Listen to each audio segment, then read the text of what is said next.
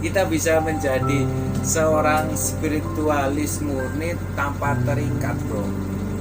Ya, terikat lagi pada suatu ajaran agama, namun juga bisa tetap pada agama kita, namun memahami prinsip-prinsip spiritualis dalam ajaran agama tersebut itu loh. Kenapa kita bisa menjadi seorang spiritualis dengan beragama? Karena agama itu sendiri awal muasalnya itu adalah spiritualitas, bro. Kemudian menjadi satu perkumpulan para pengikut yang diberi nama para pemeluknya itu loh. Sedangkan pencetusnya sendiri adalah seorang spiritualis sejati. Di video lama saya sudah saya jelaskan itu loh. Tinggal ketik aja yang berjudul Manifesto Spiritual. Neng ning ing Gusti Hong Yuang Suryo urip suci manunggal jati, puji bekti nyawiji ing dharma yuang arko saduhu saduhu saduhu.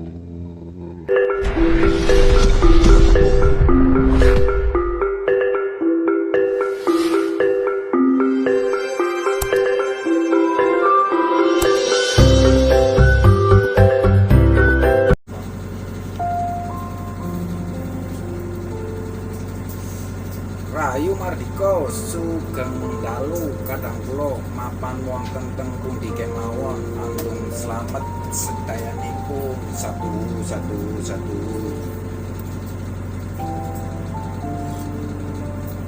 Selamat malam saudaraku, dimanapun berada, semoga selalu dalam keadaan sehat dan selalu dalam lindungan Tuhan Yang Maha Esa ya.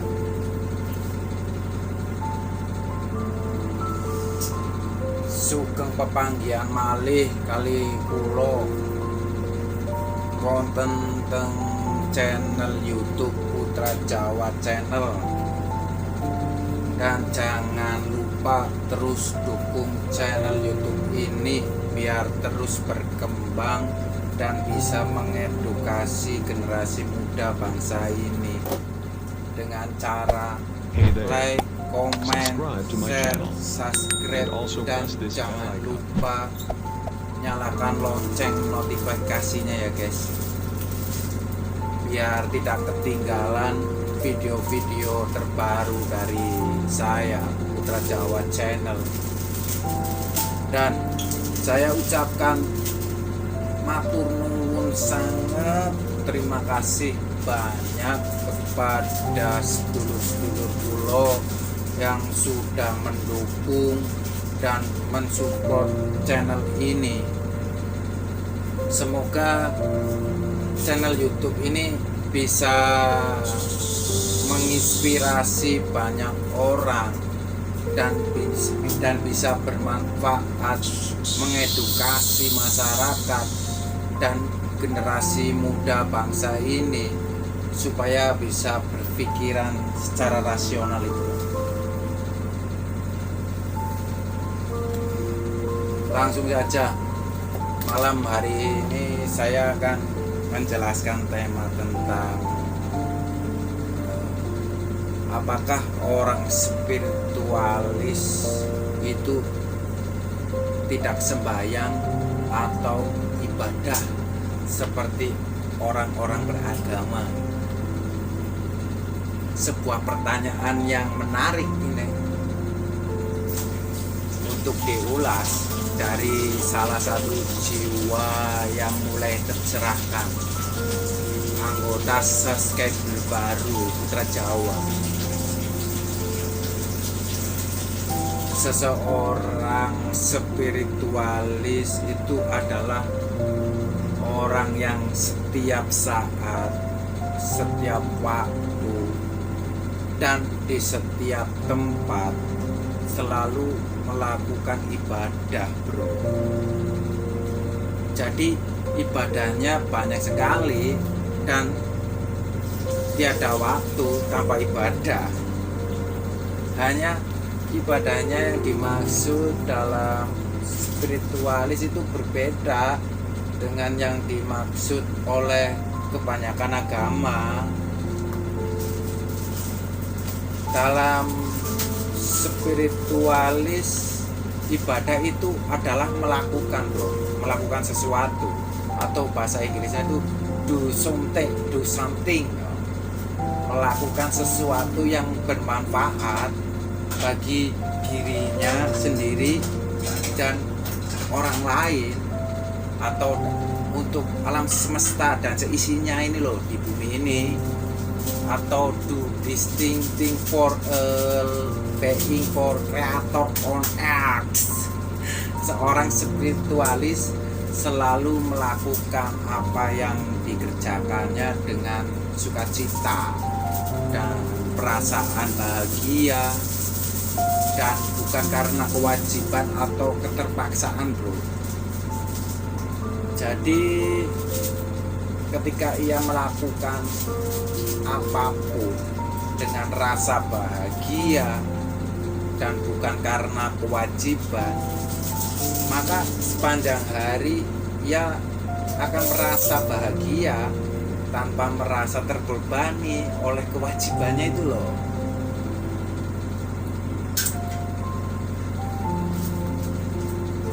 Ini adalah bagian terpenting dari apa yang dimaksud dengan ibadahnya orang spiritual ya. Kerja sukacita adalah inti dari ibadahnya para spiritual. Saya bertanya kayak gini, kapan waktu ibadahnya? Ya setiap hari, mulai dari saat terbangun di pagi hari hingga tertidur di malam hari itu loh. Dalam spiritual, ibadah itu melakukan do itu loh, dan bukan menyembah, melainkan do, melakukan aktivitas atau pekerjaan sebagai sebuah persembahan untuk Tuhan. Itulah sembahyangnya para spiritualis. Jadi setiap apa yang kita lakukan itu adalah ibadah. Ketika kita bernafas, kita beribadah. Ketika kita berbicara, kita beribadah. Ketika kita menulis misalnya, itu beribadah. Ketika diam pun kita beribadah. Ketika kita berpikir, kita juga sedang beribadah, bro. Karena apapun adalah ibadah dan persembahan bagi Tuhan.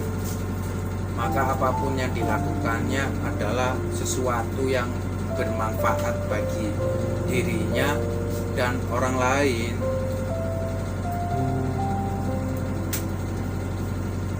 Bahkan ketika tidur pun dia sedang beribadah, bro, yakni melakukan sesuatu yang bermanfaat bagi tubuhnya itu loh.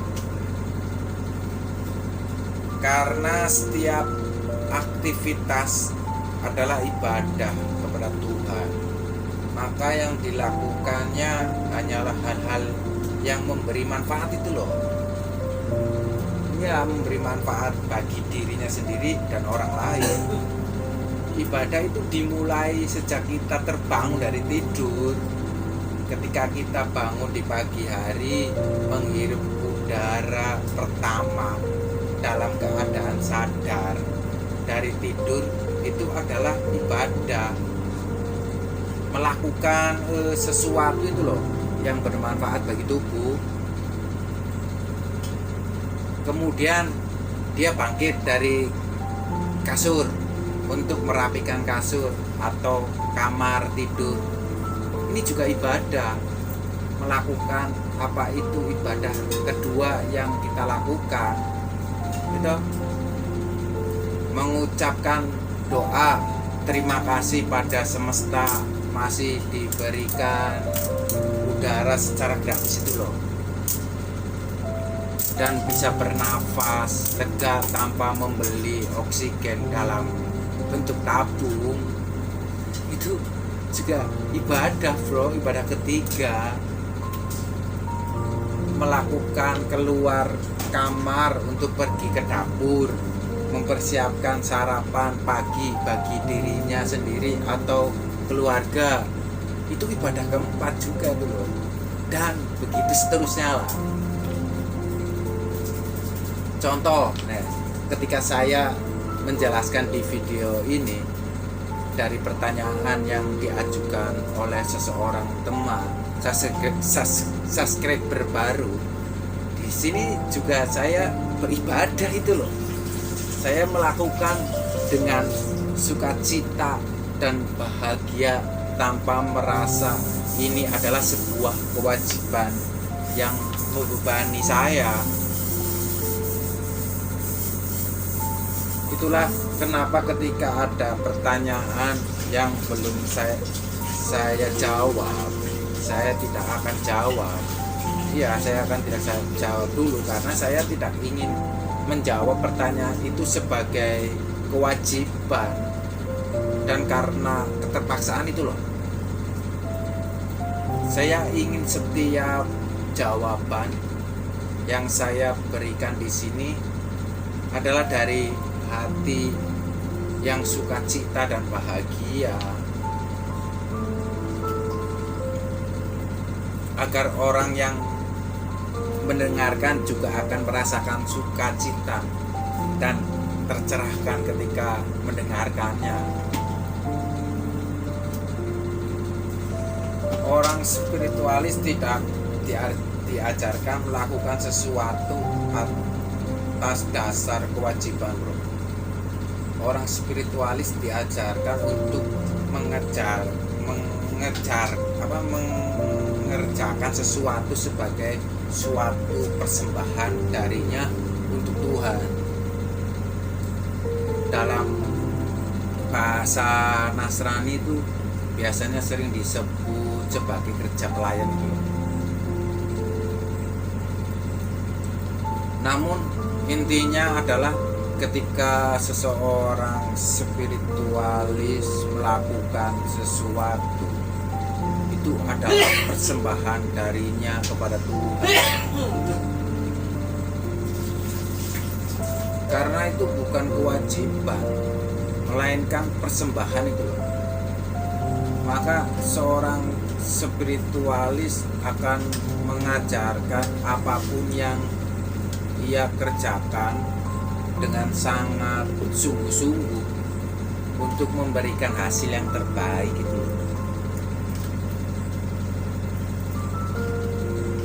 Karena ia tahu bahwa ini bukan pekerjaan, bukan tugas, bukan juga kewajiban, melainkan persembahan gitu loh.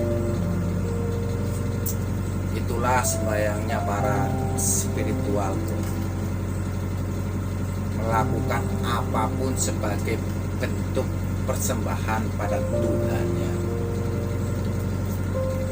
Jadi orang spiritualis tidak akan melakukan sesuatu kalau ia merasa terpaksa bro, atau itu menjadi sebuah beban kewajiban yang harus dilakukannya itu loh.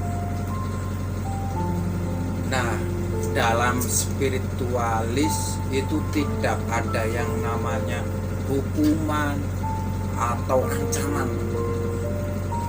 Jika kita tidak mau melakukannya, maka akan berdosa, menerima hukuman, masuk neraka, dan seterusnya. Tidak ada bro yang seperti itu. Jadi jika kita tidak melakukan sesuatu dari hati dengan rasa suka, ya dengan rasa sukacita, jangan dilakukan bro. Karena kalau itu dilakukan dengan terpaksa, maka yang itu bukan menjadi sebuah persembahan, melainkan menjadi hutang karma. Bahwa ketidakikhlasan itu adalah penyebab munculnya karma di lain waktu saya akan bahas secara mendetail lah apa itu karma. Oke lah, saya akan jelaskan sedikit saja apa itu karma ya, buat gambaran. Karena ibadahnya spiritualis itu adalah perbuatan, maka para spiritualis tidak membutuhkan rumah ibadah, karena di setiap tempat adalah rumah baginya untuk beribadah itu loh. Iya, untuk beribadah baginya itu bumi ini adalah rumah ibadah. Alam semesta ini loh. Ibadah itu adalah karma baik dan karma buruk. Dan yang tertinggi itu adalah tak berkarma. Ini saya akan jelaskan sedikit. Karma buruk adalah ketika melakukan atau do something dengan rasa terpaksa karena kewajiban dan merasa terbebani oleh kewajibannya. Yang kedua, karma baik. Karma baik adalah ketika melakukan atau do something dengan tanpa rasa terpaksa itu loh. Iya, tanpa terpaksa melakukan dengan rasa sukacita dan bahagia itu loh. Yang ketiga, tidak berkarma adalah ketika melakukan atau do something dengan rasa sukacita dan tanpa berharap imbalan atau ikhlas sepenuhnya itu loh. Tulus ikhlas tanpa berharap apapun. Ini adalah kunci terbebas dari karma atau perbuatan yang tidak melahirkan karma itu loh. Di lain waktu saya akan jelaskan dengan detail. Sebuah kerja ikhlas yang tidak berkarma hingga ia tidak punya hutang piutang karma yang harus ditebus di kehidupan berikutnya. Itulah yang disebut dengan Buddha. Lakukan sesuatu tak berkarma, lakukan sesuatu dengan sukacita untuk tujuan membuat semua makhluk hidup berbahagia tanpa berharap apapun untuk dirinya dari apa yang dilakukannya, kecuali rasa bahagia melihat orang lain bahagia itu loh bro. Ketika ibadah kita tak berkarma, maka inilah jalan Buddha bro. Buddhis tercerahkan lah, yakni jalan untuk menuju keabadian. Teman saya terus bertanya seperti ini, kalau ikut jalan spiritualis dan ibadahnya spiritualis, apakah saya masih perlu ibadah sesuatu dengan ajaran agama saya? Saya jawab kayak gini aja lah, perlu atau tidak itu adalah kamu sendiri yang tentukan, hati kamu yang bisa menjawabnya, bukan saya. Jika kamu merasa itu bermanfaat dan memberi kebahagiaan bagimu, maka itu jadi perlu. Namun jika kamu merasa itu sebuah kewajiban atau beban lah dan lakukannya secara terpaksa, maka itu menjadi tidak diperlukan bro. Simple toh. Nah, teman saya masih terus bertanya kayak gini, apakah masih boleh? Tentu saja boleh bro, asalkan itu bermanfaat bagi dirimu dan orang lain. Beres toh, habis. Asalkan itu bukan menjadi sebuah kewajiban itu loh, atau beban melainkan menjadi hal yang membahagiakan bagi dirimu sendiri itu loh. Kata kuncinya adalah bermanfaat, membahagiakan, dan bukan karena kewajiban atau keterpaksaan yang membuat dirimu terbebani itu. Semua ritual agama yang kamu anut sekarang itu boleh tetap dijalankan. Kuncinya kembali lagi, asalkan kamu tidak merasa terpaksa karena kewajiban dan kamu menjalankannya karena bermanfaat itu loh, dan membuatmu bahagia. Teman saya pun tak bosan-bosannya terus bertanya loh, lalu kalau meditasi apakah termasuk ibadah gitu? Ya, dalam artian melakukan sesuatu yang berguna bagi dirinya. Namun tujuan meditasi itu sendiri adalah mengistirahatkan pikiran dari semua aktivitas ibadah yang selama seharian dilakukannya itu loh. Orang Bali punya tradisi nyepi. Ini yang saya kira maknanya hampir sama dengan meditasi. Meninggalkan semua aktivitas keduniawian itu loh, untuk mengistirahatkan tubuh dan pikiran.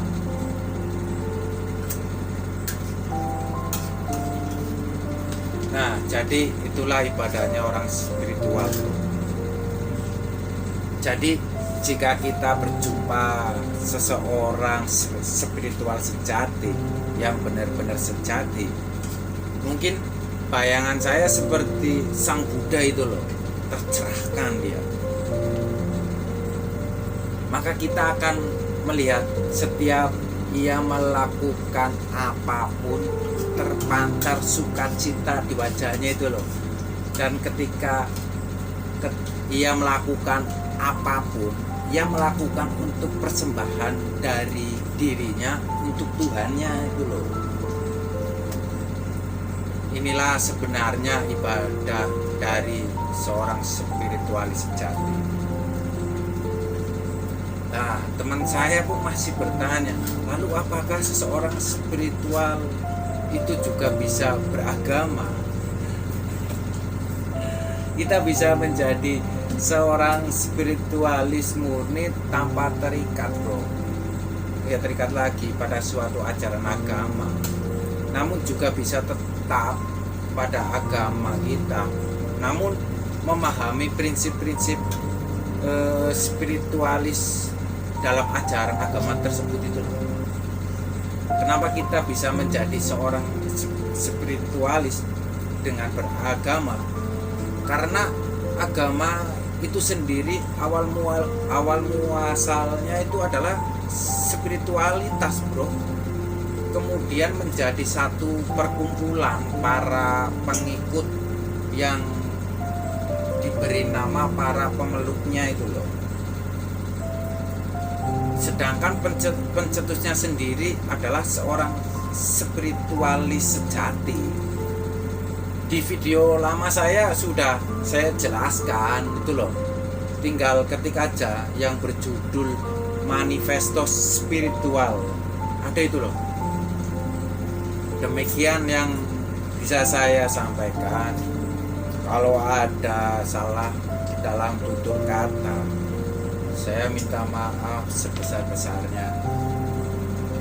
Dan kalau mau bertanya dan memberi kritik dan saran, langsung saja tulis di kolom komentar di bawah. Matur nuwun. Tabepun, salam cinta dan cahaya. Semoga semua makhluk hidup berbahagia. Rahayu Sagung Dumadi.